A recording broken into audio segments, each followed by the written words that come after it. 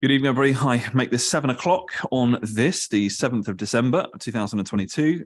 Welcome to the meeting of the Cabinet. We'll whip through the procedural bits and we'll get onto the substance of the meeting. I don't believe there are any apologies for absence. There are no urgent matters. Items 9, 13, 14, 15 and 16 have materials that are on gold papers, i.e. they can only be considered in private. So I'd ask all members of the Cabinet and anybody addressing Cabinet, if you wish to refer to the gold papers, please indicate before doing so. And I'd encourage you not to do that if at all humanly possible, as it will require us to clear the room of the public. Are there any declarations of interest? There are none. Are the minutes of the previous meeting agreed? Agreed. I don't believe there are any appointments to subcommittees and to outside bodies, so I will go first to Councillor Donnelly for the budget update, Q2, 2022-2023. Thank you, Chair. Skillful management of the Council's finances has brought about a reduction in the projected overspend of almost £10 million compared with Q1, down from almost 15 million to around £5 million. That's rather Christmassy. This doesn't, of course, mean that the underlying pressures that we and all local authorities are facing, particularly around children and adults social care, have gone away, and will be continued to tackle both those issues and other issues head on for the rest of the financial year. Happy to take any questions from colleagues. I believe that Councillor Malcolm has a question. Thank you, Chair. Yeah, I've got two questions. The first one relates to the places budget, which is referred to on page 16, table 1. About 10% of that is from increases in the contract spends for GEL. Is that to do with the leaf clearage that's been needed, or and why was that not factored in earlier, or is it for something else? Because I'm not aware of that. And then 4.2.10, the corporate budgets, where there is a big fall there, as the portfolio holder mentioned.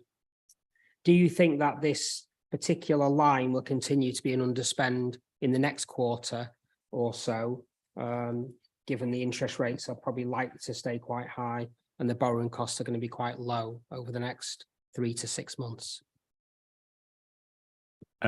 Thank you for those 2 points. I think Councillor Costigan may be able to correct me if I'm wrong. On the place issue, I think there was an issue around supplements paid to HGV drivers because of the national shortage, and there being difficulties in recruiting in that area. Councillor Costigan's nodding, so I'm very pleased with myself. In 4.2.10, I suppose lines for it two levels. One is Councillor Malcolm or anybody else knows somebody who knows what's going to happen in the next 3 days, let alone the next 3 months. Please get in touch, because I'd love to hear it. Because clearly we're living through a period of unprecedented volatility, to the point that the word unprecedented's almost been debased. But more, I guess, the other way I'd express it is clearly what we won't and don't intend to depend on this kind of income for the medium to long term. And as we spend on capital projects, then the capital that is accruing interest for us will reduce. So by definition, it's not a long-term project, and the council is not a bank. But in the meantime, the way in which we have managed our borrowing and the way in which we've invested the sums that we have available to us has enabled us to put £10 million in the council's coffers, which wouldn't otherwise have been there. Thank you very much. Any more comments or questions from Cabinet? To congratulate otherwise officers for the position that we're in Q2. I'm sure we will make, well, I hope that we will make progress by Q3. And if the trajectory tells us anything, I'm sure we'll continue to keep that up. So direct the Cabinet members to the recommendations in the report they agreed. Authority to publish statutory proposals for St Anne's School expansion and the capital approvals thereof. Councillor Nagpal. Thank you, Chair. The report details an investment of 3.3 million to expand St Anne's Special School in Hanwell to 128 places for students aged 11 to 19. The expansion will enable young people to receive a better education, as they would not have to attend non-maintained independent provision. It's a strong step in meeting our commitment to invest in schools and expand special educational need places by at least 70. The places will be phased in over the next 5 years, and the funding will support specialist teaching and non-teaching staff. Thank you very much. Any questions or comments from members of the Cabinet? Solid progress towards that commitment in the manifesto of achieving at least 70. So I direct Cabinet members to the recommendations in the report and ask that they are agreed. Children's Services Capital Approvals. Councillor Nagpal. Thank you, Chair. The report details an investment of 10 million into upgrades and condition works in local schools as part of our commitment to invest in schools so every child can learn in a modern and fit for purpose building. 30 schools and children's centres will benefit from the investment, and full details are in the appendix. Works will take place over the summer holidays in 2023 to make sure that the improvements are in place for the next academic year. Questions or comments from members of the Cabinet? If not, I direct everybody to the recommendation in the report and ask that they are agreed. Council tax reduction scheme, Councillor Donnelly. Actually, so I'm hopping on one on my agenda. Hold your horses. That's my fault. Secure Children's Home for London and Pan London Commissioning Vehicle, Councillor Nagpal. This report details this report details an annual investment of £20,000 to join a Pan London Children's Home for the next 5 years. The approach will keep children closer to home with a safe environment and specialised support while keeping costs down. The access to high quality provision will ensure better outcomes for children and young people. Thank you very much. Questions, comments? There are none. Directly to the recommendations in the report, they agreed. Councillor Donnelly, you can now do council tax reduction scheme. Thank you, Chair. This report fulfills a manifesto commitment that we made to consult on improving our already excellent council tax reduction scheme, and proposes an improvement in the non-protected category from 75% relief to 80%. And this change would obviously at this time offer tremendous support and relief to people hard pressed by the cost of living crisis. I look to Cabinet to see if there are any questions or comments. I think, oh yeah, no, I actually do. Yeah, Councillor Malcolm, go ahead. Thank you, Chair. Yeah, the Lib Dems are in support of this paper, as you would probably imagine. Did you look at the possibility of increasing it from 75 to 85 to try and help as many people as possible, in addition to the ones who will get the benefit from this paper? Thank you. We considered a range of options when we looked at this, what now seems in current political terms quite a long time ago, and we obviously had to seek to balance the relief that we could offer to the poorest of the community with the overall impact on the council's finances. We took the view that the step from 75% to 80% represented a sensible way forward. It would be nice at all times to be able to offer more, but in this occasion we took the view 80% was the right position to take, and the consultation I think agreed with us. Okay, thank you very much. I think, it puts us in a position, I mean, I wish it wouldn't necessarily have to be the case that we have to deal with the supreme rise in the challenges faced by our residents who are facing a cost of living crisis. And we actually shouldn't have to take pride in the fact that our council tax reduction scheme is probably one of the most generous in London, both in terms of the rates of discounts, but also to the groups of people for whom are excluded altogether. And of course, including importantly, our children leaving care, who've had that in place up to the age of 25 for a considerable number of years now. I'd say that, you know, we do this because it's right. It's the right thing to do. Council tax remains a regressive form of taxation based on an outdated model of property values of the early 90s. And therefore, we do what we can with the levers of control and the power that we have. But it's good to see us making progress and us fulfilling a manifesto ambition. Councillor Donny, you want to come back? Just very briefly, probably worth pointing out in terms of Councillor Malcolm's question that, of course, the income bands have been uprated to take account of inflation. So more people will qualify for the reductions and higher rates of reduction than was the case previously. So without seeing any other indications from Cabinet, if I could direct you to the recommendations in the report and ask that they are agreed. Thank you very much. So next we take the Council's performance report for Q2. Now, as regular attenders and maybe even watchers of Cabinet know, it's at this point in the cycle of our meetings that I invite Cabinet members to share and reflect very briefly on the performance of the Council in their particular portfolios. Partly because this is about performance management of the organisation and, of course, our political accountability for the things that we say that we are going to deliver through the Council plan.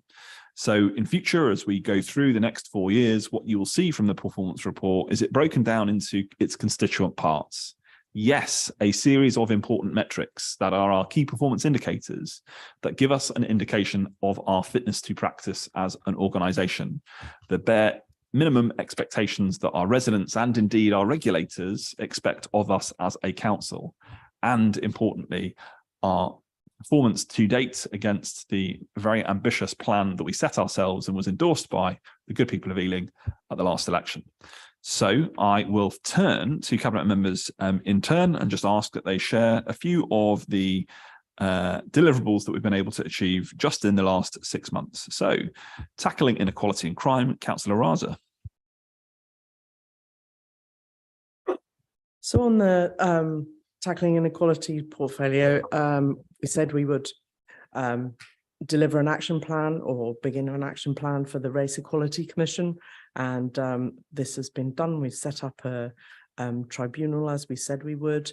We've also been able to report back on the work of the Safer Ealing for Women piece of work that we did, which was a listening exercise.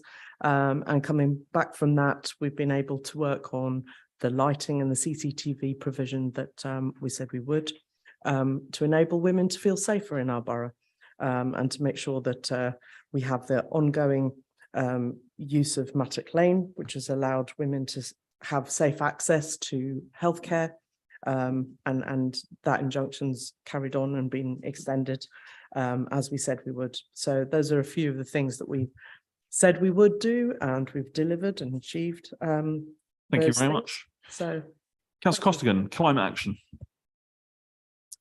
Thank you, Chair.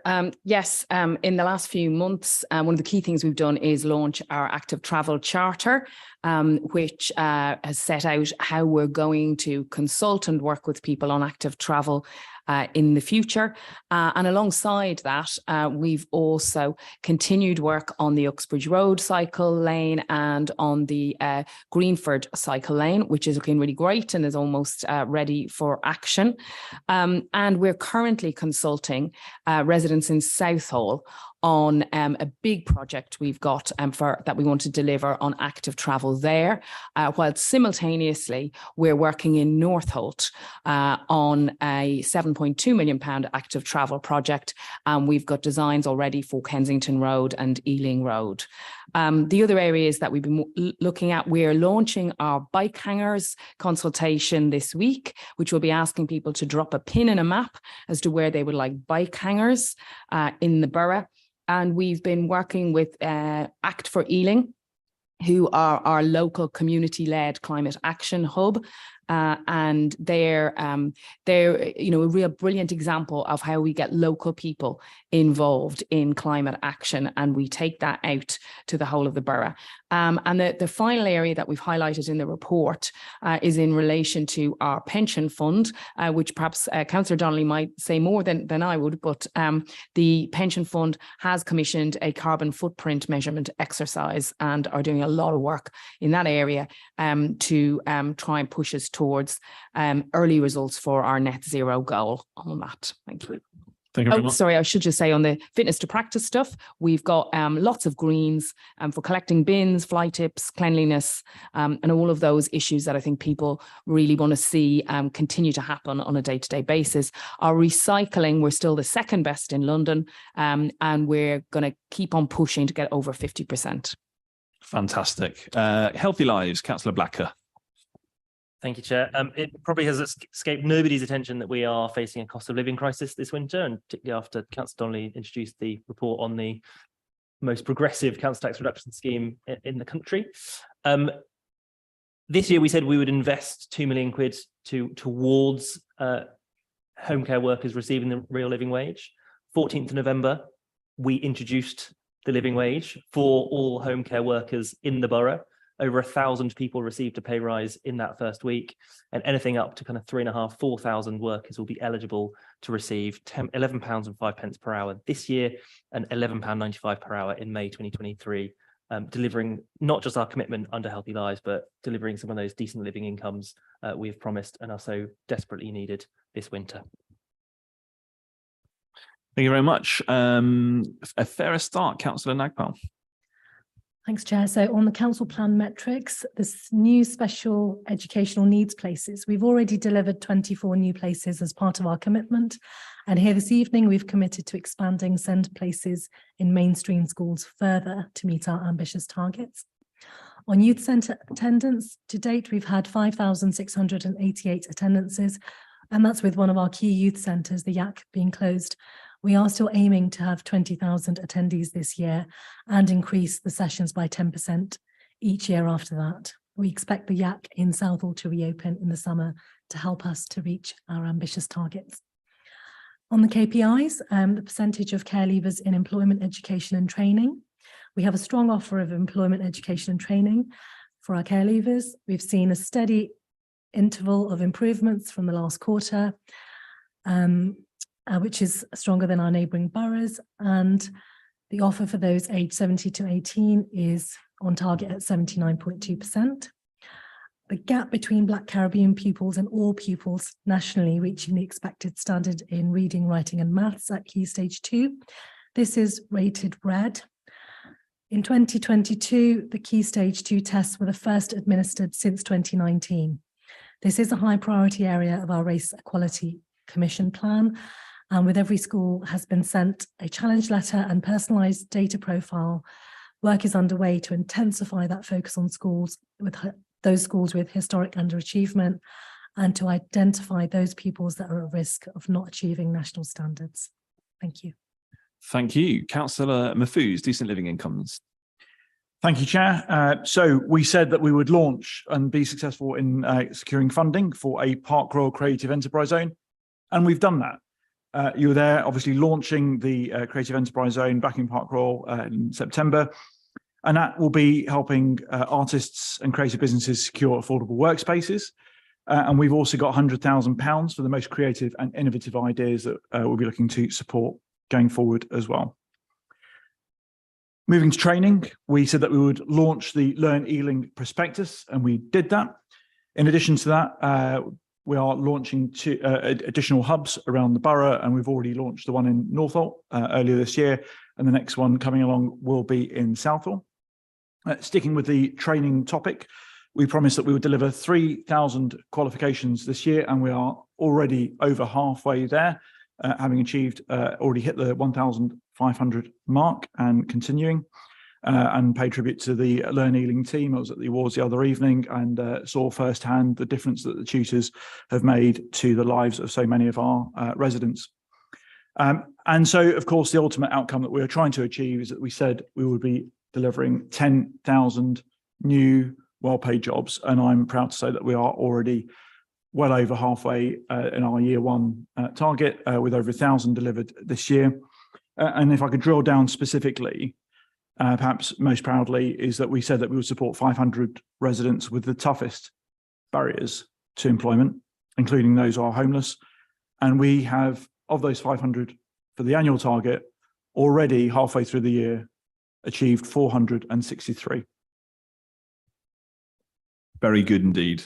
Councillor Donnelly, inclusive economy. Thank you, Chair.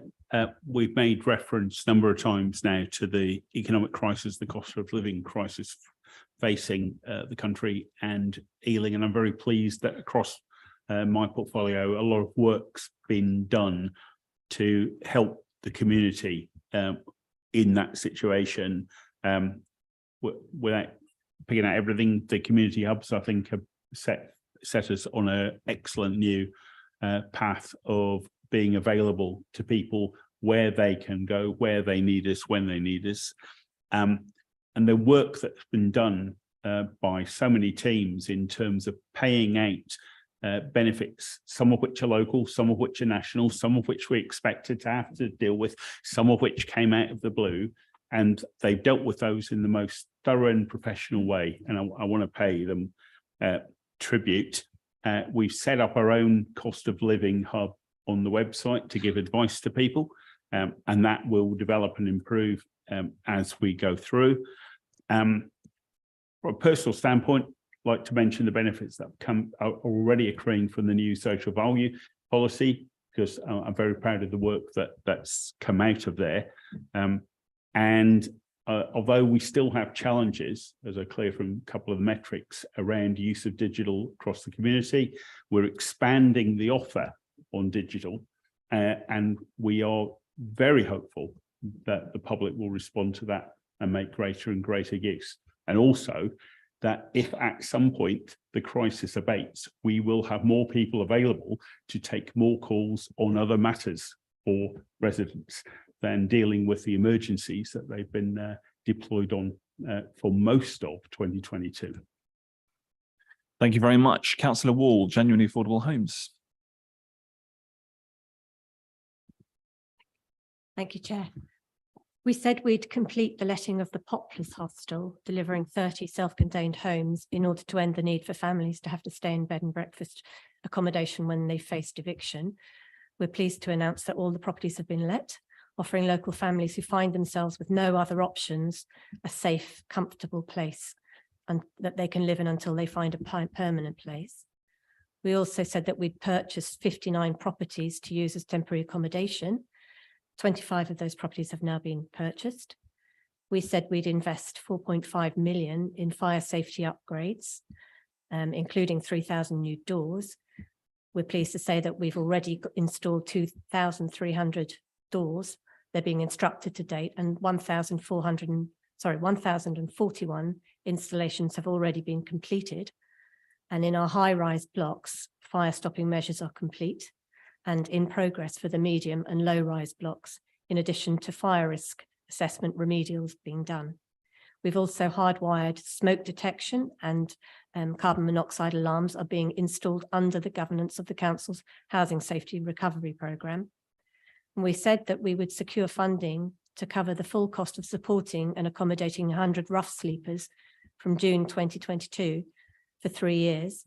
And we're pleased to announce that we have secured that funding and that we have 23 eligible rough sleepers already placed. Thank you very much. Councillor Manra, good growth. Thank you, Chair. So we completed the industrial Ealing study and a number of other studies this year. Also, we published the Shaping Ealing survey response. That was one of the most well responded to. Over 10,000 residents responded to that survey. And I'm proud to say, I know you have a keen interest, we have launched the Regulation 18 local plan survey for people to look at and respond back to. That's a massive document.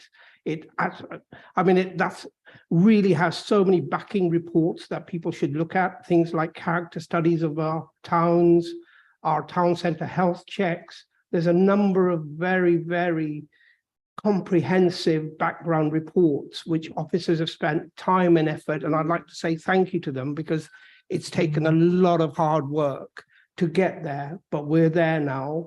That shaping the actual local plan is there in public arena, ready for people to respond back to, and then we will take that responses back and then come out with a Regulation 19 plan later on next year. But I am really proud to say that's taken a lot of my time up over the last 9 months, a year, but I think we are there now. We've delivered.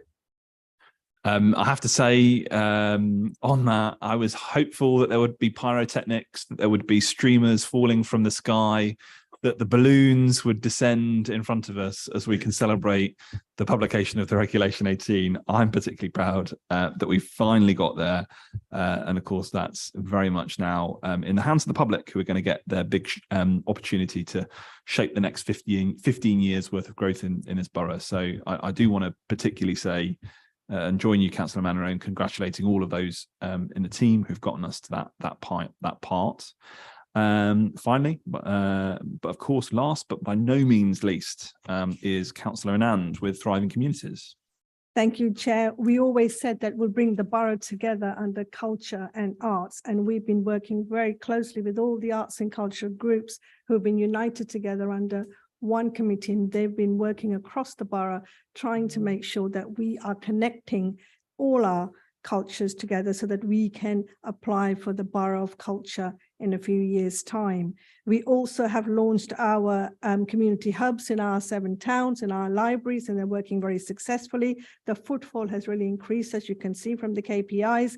Our libraries are successful, and so are our community managed libraries, where we have volunteers who've been working very closely with the community during and after COVID. We also have our leisure centres we are very successful. The footfall, of course, has increased.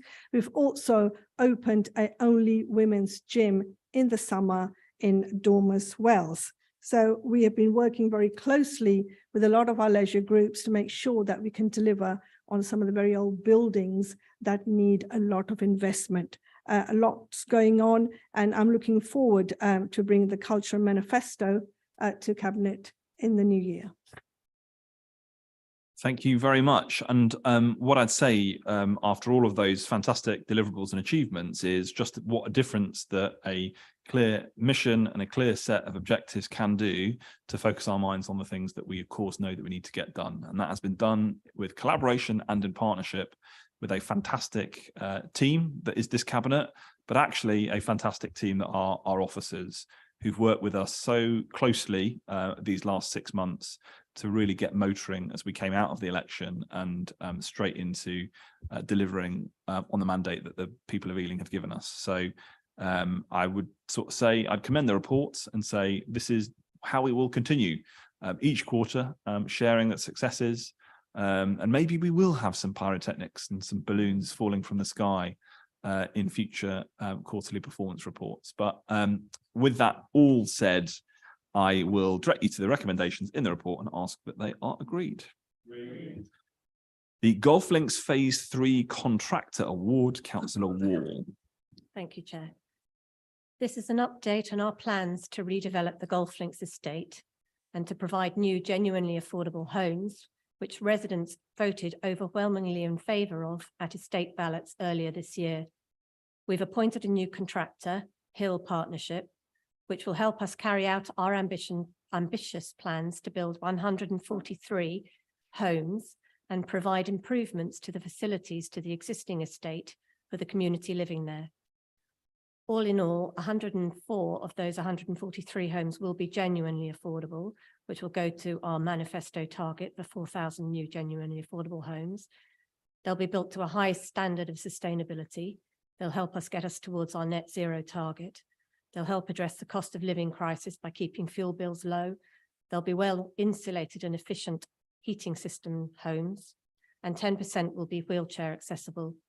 There'll also be a larger number of 3 to 4 bed homes for our larger families. And despite significant viability issues we've had to overcome to get this point, with steep interest rate rises in recent months and inflation as well. We've managed to progress this and keep it on track. And the report seeks authority to enter design and build contracts and a PCSA, pre-contract services agreement, to achieve start on site to qualify for the grant that we've already secured from the GLA. So I recommend this report to Cabinet. Unless anybody wants to make any contributions, I'll direct you to the recommendations in the report and ask that you agree them. We move to housing delivery update, the site-specific proposals, and again, over to you, Councillor Wall. Thank you, Chair. I'm pleased to announce that we've made significant progress on our plans to build 277 new affordable homes across 3 sites: Lexton Road, the former Norththorpe Grange Community Centre, and Sussex Crescent. In a challenging national context for house building, it's really encouraging that we are still able to move forward with these sites as planned, with grant funding provided from the GLA. In common with other affordable housing providers across the country, our Broadway Living Tranche 2 schemes face significant viability issues. With rapid inflationary costs in the past few months, initially they were modelled with our borrowing rate at 3.5%. That subsequently rose to 4, then 4.5. And then with Liz Truss's disastrous mini budget, that became 6%, and the schemes all became unviable. But officers have been working really hard behind the scenes to find solutions to what has been a massive challenge. We've secured the grant from the GLA, and we've been advised that the best delivery route is via the HRA. So initially, the 8 sites in Tranche 2, initially there were 8 sites in Tranche 2. We're progressing 3 at this stage in this paper. The rest will follow in the next grant programme. So this will deliver circa 277 new affordable homes towards our manifesto target. And again, all the homes will be high quality and zero carbon, which will help to reduce fuel poverty for our residents. There'll also be 71 sheltered homes for our older residents. So the report seeks approval to enter into pre-contract service agreements. This is in order that we meet deadlines with the GLA to secure the grant and avoid increased costs. Happy to take any questions. And I believe Councillor Young has one for you.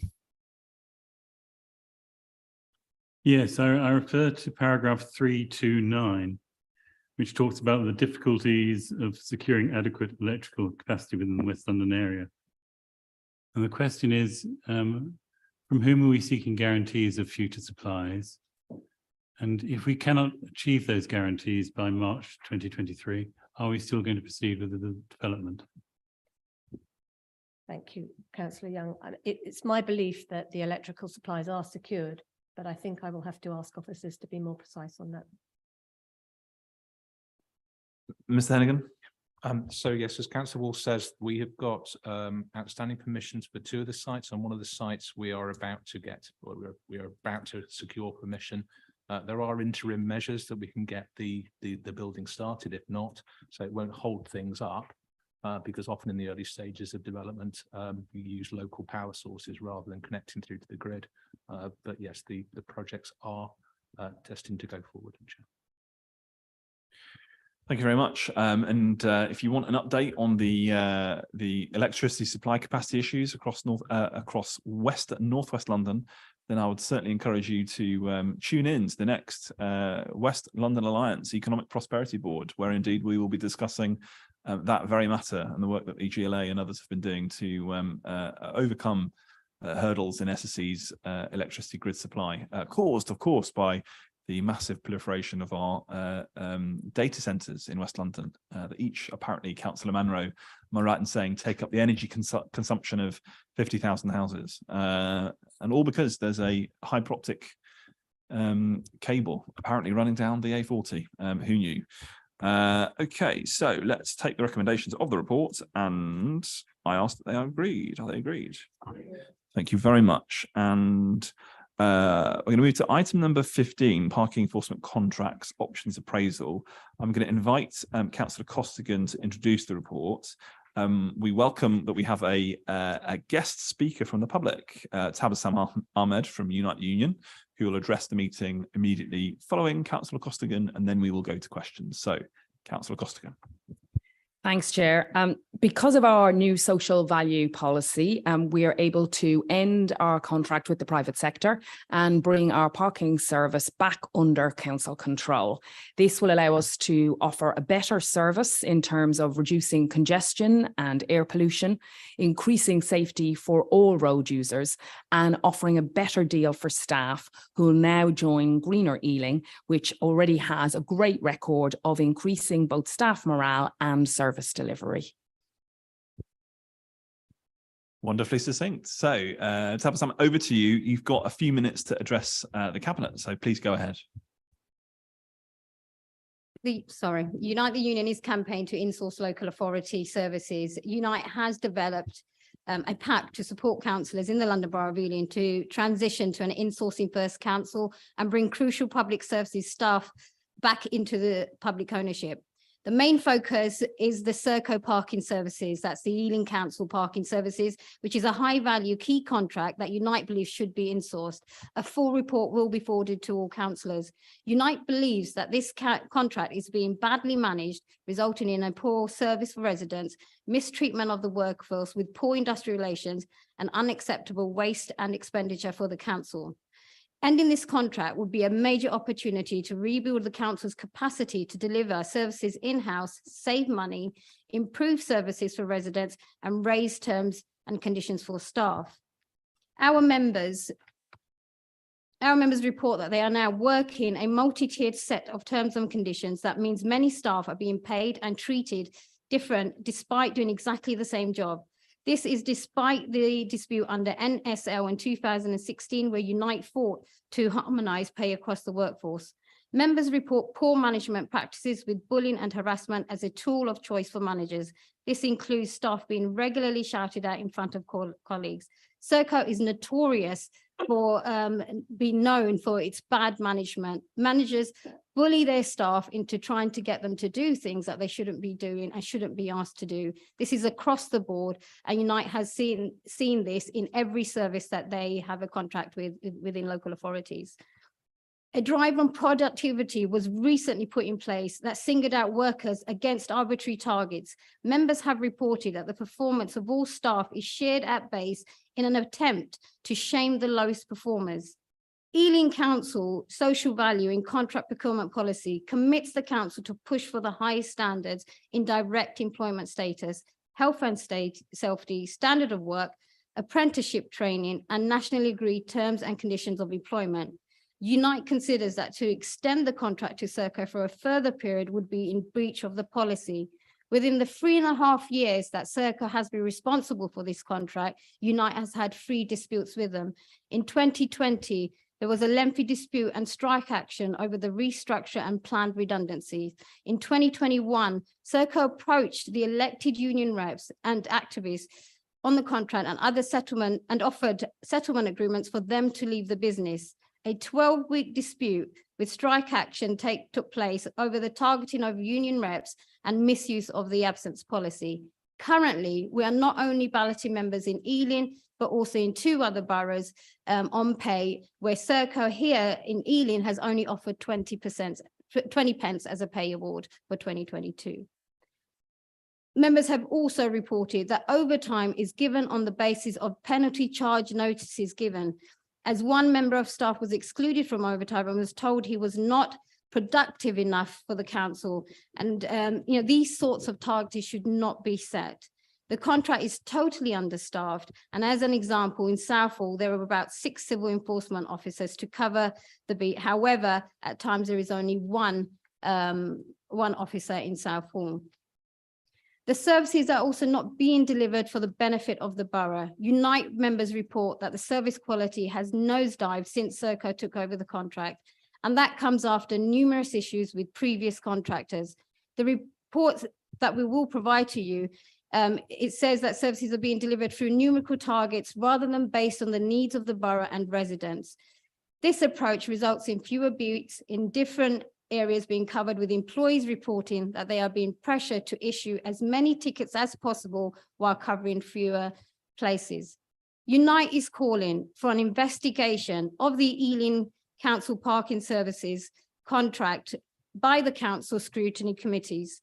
It's calling for Serco to lose the contract it currently has, for this work to be insourced to the council, and for the development of a full business plan for reinsourcing this contract. I would like to just put to all the councillors here that you all have a responsibility and a duty and care for your workers in the borough of Ealing, and therefore I would ask you to please consider how you treat your workers in this borough. Thank you. Well, thank you very much. I'm going to go to questions first. I think all I'll say is I think you're about to get, well, hopefully, if cabinet members agree, you're about to get some very good news. So Councillor Malcolm. Thank you, Chair. Yeah, I've got a couple of questions on this. Firstly, I've obviously seen a range of transitions from one contractor to another over my time. How can you ensure with this one that there will be a smooth transition? And will you involve OSC as a committee a little before to a little after the overseeing to make sure that things can be run as smoothly as possible and see whether things are better after than before?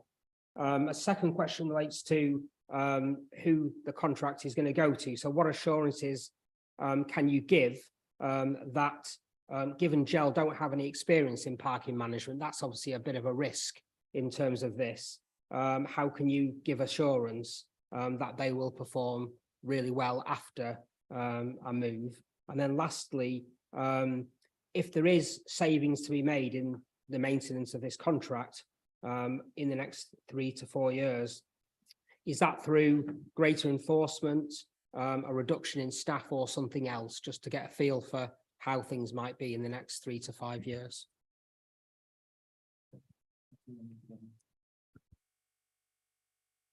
Councillor Young.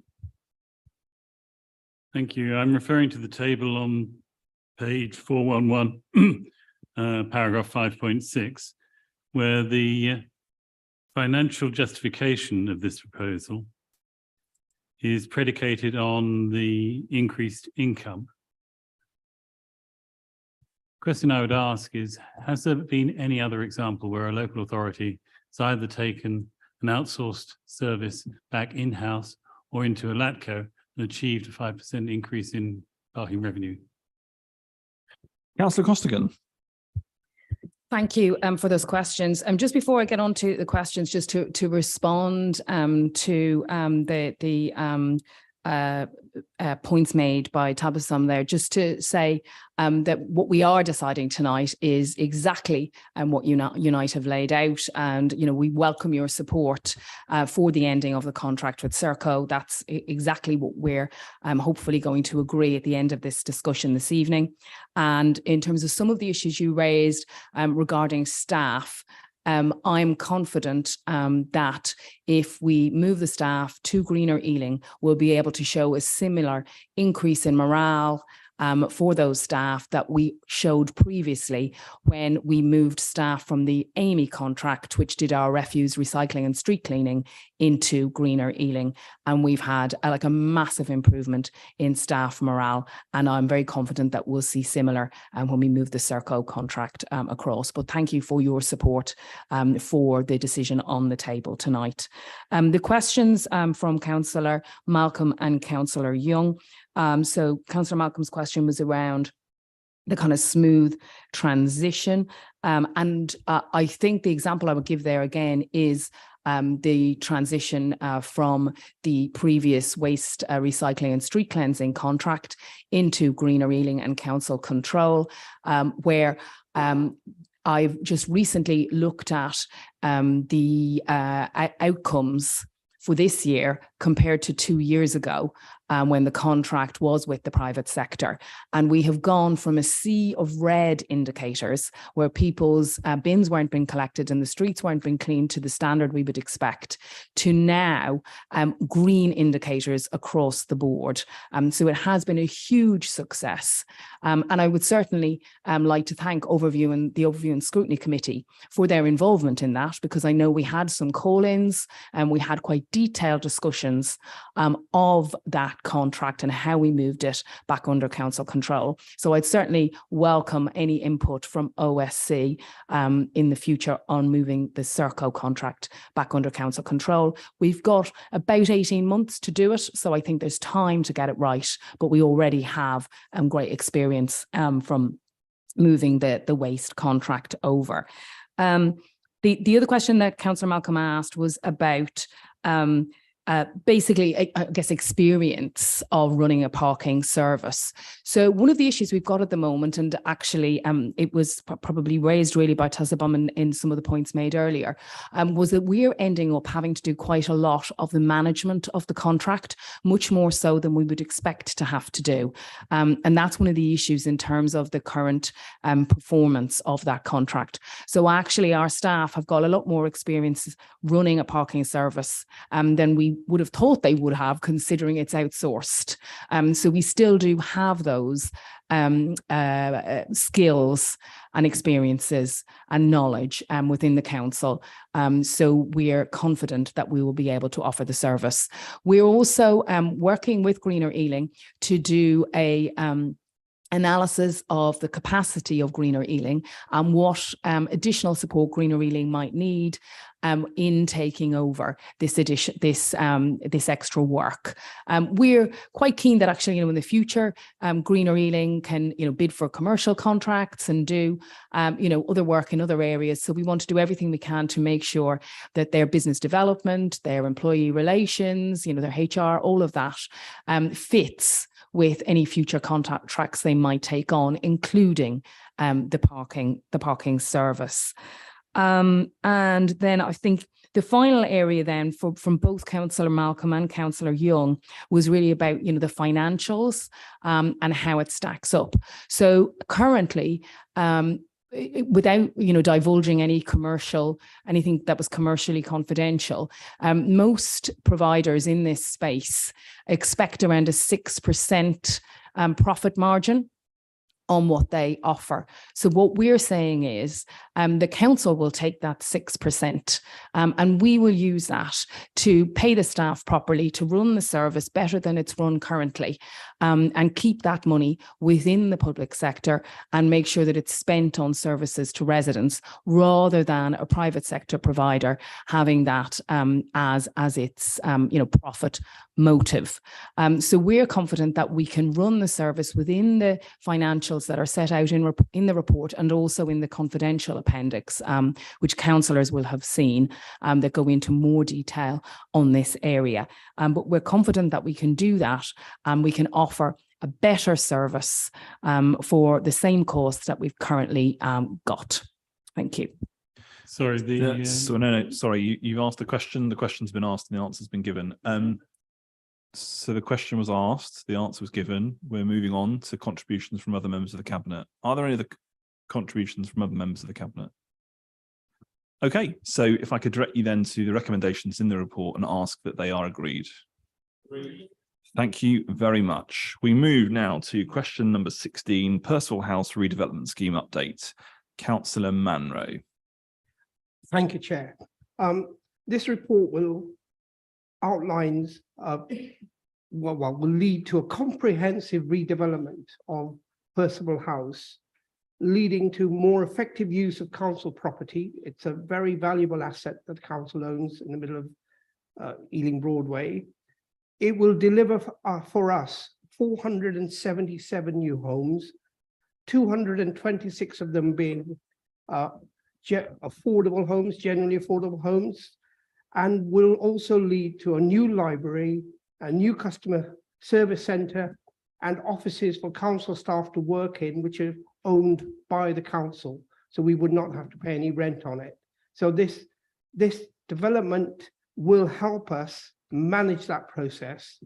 Now, the report does indicate some of the issues. So we are delegating to officers to move through that process of agreeing the agreement with the developer, signing off all the issues that need to be done to come to a conclusion, because we have to be on site by March 23 to enable us to take grant from the GLA. We have grant for they would call it abnormal infrastructure costs, which is the SSC building, which needs to be relocated underground. That's 17 million. And then we have grant towards affordable housing. And we will also use other monies that the council has, such as right to buy receipts, etc., to make sure that this scheme is affordable and is actually secured and can be delivered in the time required. So that is what this scheme will do. And I think there's a question coming. Yeah, Councillor Young. Thank you. I've got two questions. Referring to paragraph 211, which talks about the viability gap, can I ask what the effect will be if the projected fall of 20% in home values comes about?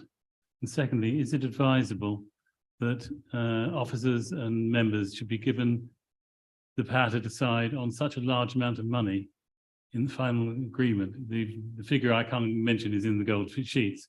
It is a figure larger than we would normally allow under standing orders. Chair, if I won't mention the private papers, the confidential papers, but this report does outline very clearly how we will meet the gap, and therefore we are confident that we can move to a closure of the development agreement. So we have to give some delegation to officers around some of those agreements, but they will consult with the cabinet member for inclusive economy around some of the finances, around with the leader and myself in terms of consultations with us. But we are confident that we have a scheme that will work and that we can make closure on by March 23. So I can't refer to those confidential papers, but all the numbers are in there. Yeah, and I think that's the point. If you read carefully the recommendations at the head of the report, they refer specifically to the envelopes that are contained in subsequent documentation. So it's a delegation that Cabinet's being asked to agree with its authority to do so, and it's giving that delegation within that envelope. So that is perfectly legitimate. That's actually what we do and have done consistently on major projects like this for probably as long as those regulations and the scheme of delegation has been in place. So Councillor Young, with respect, you've been through this process many times, you know how it works. With that in mind, I direct members to the recommendations in the report and ask that they are agreed. The 2023 to 27 VCS funding programme, Councillor Anand. Thank you, Chair. This is a good news story, and Chair, as we have promised in our manifesto commitment to work with the voluntary sector, we'll be investing 1.7 million in our funding programme for 23-27. The current VCS funding programme ends on the 30th of September 2023. That's following a 6-month extension to grants, which was agreed by Cabinet in June 2022. So this Cabinet report actually provides an overview of the feedback from the recent consultation results. It highlights the key issues and it sets out the proposals for 23-27. Whilst it is proposed to maintain the level of funding as in the 2019 and 23 programme, this means a cut in real terms, especially with increasing costs. Grant criteria for 23-27 will need to reflect the increased levels of demand in some areas and be adjusted in line with the budget available. The recommendations of the independently facilitated consultation on infrastructure recommended a comprehensive shift in approach of this grant. The overall budget for this stream remains at 146K per year. However, following on from the consultation feedback, operational experience around the sector, collaboration work over the last round for the grant programme, the Council and Health Partners' direction of travel proposal is to combine the voice and capacity building grants from October 2023. Currently, Ealing Community Network have the grant for voice, and Ealing and Hounslow CVS have the grant for, sorry, Chair, I think I've lost my gist here for a minute. And CVS have the grant for the capacity building. Chair, we would like to agree the recommendations from 1.1 to 1.9, please. I don't have any questions from anybody else. I look to Cabinet and see if there are any questions or comments that you'd like to make. In the absence of those, I will direct you to the recommendations in the report and ask that they are agreed.